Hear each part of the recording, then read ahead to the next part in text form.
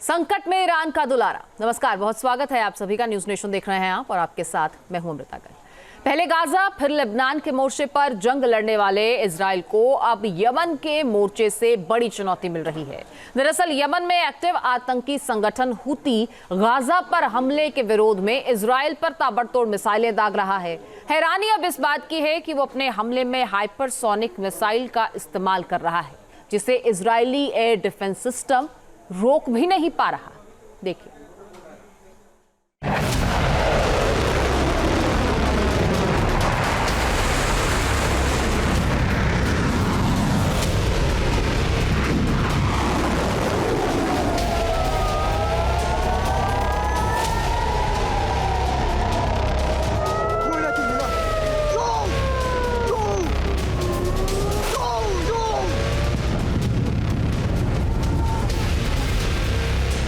Yemen के उत्तर पश्चिम में रहने वाला एक अल्पसंख्यक समूह जो मुल्क के 80% इलाके पर राज करता है, अब इजराइल के लिए बड़ी चुनौती बनता जा रहा है। जी हां, गाजा में हमास और लेबनान में हिजबुल्लाह के बाद अब हुती यहूदी मुल्क की परेशानी को बढ़ा रहा है।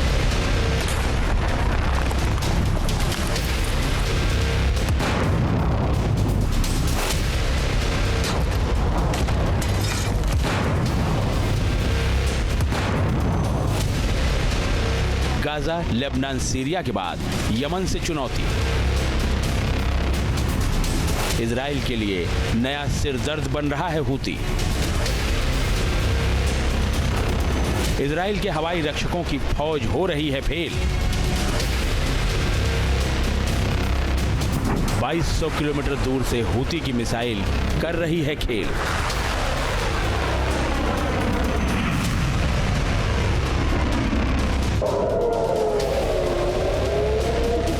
बीते कुछ दिनों से हुती लगातार इजरायली इलाकों को अपनी मिसाइलों का निशाना बना रहा है। गाजा में हमास और लेबनान में हिजबुल्लाह की कब्र खोदने वाले इजराइल के खिलाफ हुती के तेवर बेहद आक्रामक हैं।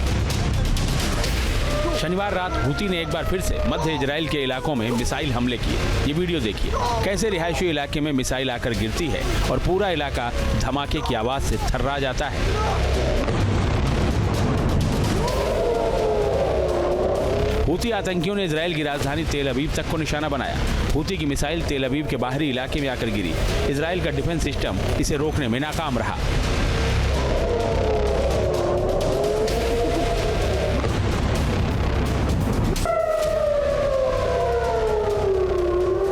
हुती के मिसाइल हमले की ये तीसरी तस्वीर देखिए। मध्य इजराइल के शहर को टारगेट कर दागी गई मिसाइल रिहायशी इलाके में आकर गिरी। इस हमले में एक बच्चे समेत 2 लोग घायल हो गए।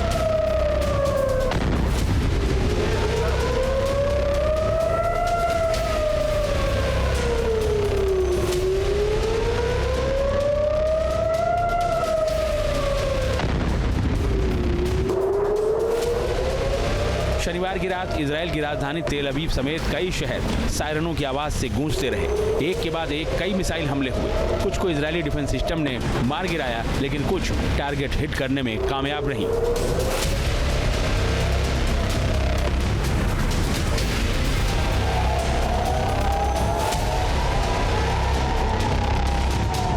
हुती के ताबड़तोड़ हमलों को देखते हुए ये सवाल उठने लगे हैं कि आखिर अचानक ये संगठन इजराइल के खिलाफ इतना आक्रामक क्यों हो उठा है। लाल सागर और उसके आसपास कमर्शियल जहाजों पर ही हमले तक सीमित रहने वाला हुती अब इजराइल के रिहायशी इलाकों पर भीषण हमले क्यों कर रहा है।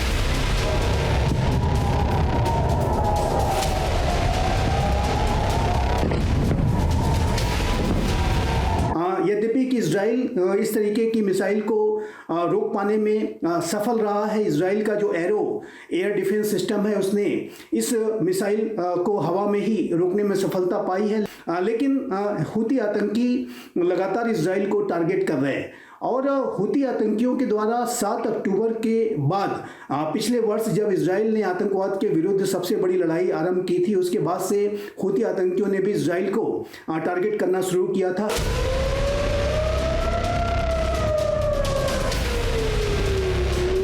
यमन के हुती विद्रोहियों ने शुक्रवार और शनिवार की रात इजराइल पर हाइपरसोनिक मिसाइलों से हमला किया, जो इजराइल के एयर डिफेंस को भेदते हुए तेल अवीव के इलाके में जाकर गिरी।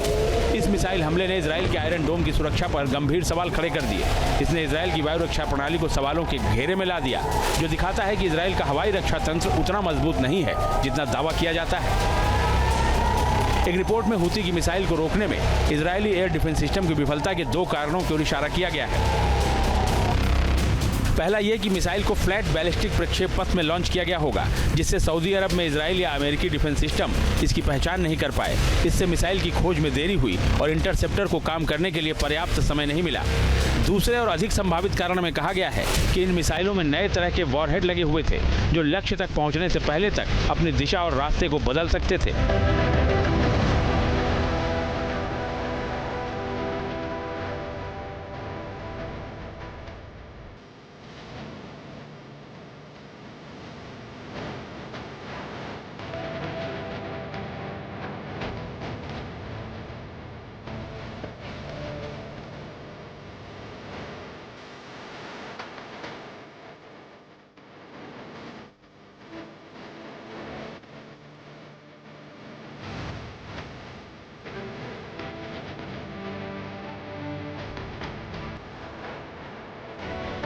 हूती की हाइपरसोनिक मिसाइल हमले से सवाल उठ रहा है कि एक ऐसी मिसाइल जिसे अब तक केवल चंद देश ही बना सके हैं, वो आखिर यमन की विद्रोही मिलिशिया तक कैसे पहुंची।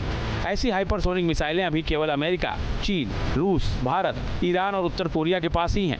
ऐसे में माना जा रहा है कि या तो ईरान या फिर उत्तर कोरिया ने अपनी हाइपरसोनिक मिसाइल टेक्नोलॉजी हूतियों को सौंपी है।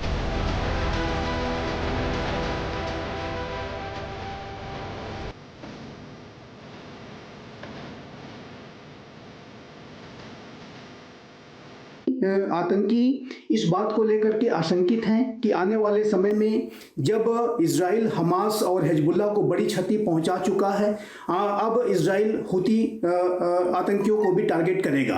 तो इस तरीके की आशंकाओं को ध्यान में रखते हुए हूती जो आतंकी हैं वो पहले से ही मिसाइल्स के माध्यम से हमले कर रहे हैं और उन्होंने अब एक हाइपरसोनिक मिसाइल का भी इस्तेमाल किया है। इसी तरीके की हाइपरसोनिक मिसाइल का इस्तेमाल सितंबर के महीने में भी पहली बार हूती आतंकियों ने किया था। ईरान हूती आतंकियों का पुराना समर्थक रहा है, वो इस संगठन की सैन्य मदद भी करता रहा है। ईरान भले ही हाइपरसोनिक मिसाइलें बनाने में कामयाब रहा है, लेकिन इसकी संभावना काफी कम है कि वो हूतियों को ऐसे हथियार देगा। ऐसी मिसाइलों को डेवलप करना और इनका बड़े पैमाने पर उत्पादन करना बेहद मुश्किल और खर्चीला है। अभी ईरानी सेना के पास गिनती की ही ऐसी मिसाइलें हैं, तो फिर वो हूती विद्रोहियों को ये मिसाइल कैसे देगा।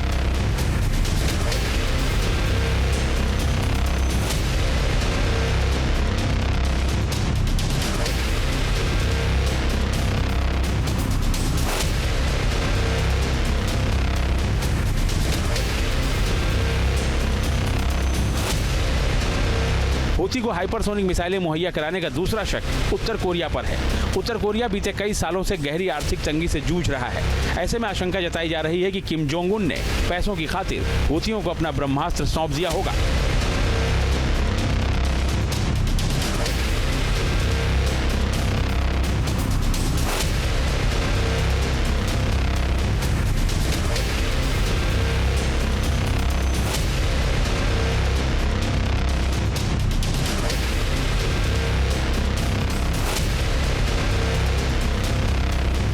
अगर हूती को उत्तर कोरिया से हथियारों की आपूर्ति हो रही है तो ये बेहद गंभीर मामला है, साथ ही इजराइल के लिए नई तरह की चुनौती भी, जिससे निपटना उसके लिए आसान नहीं होगा।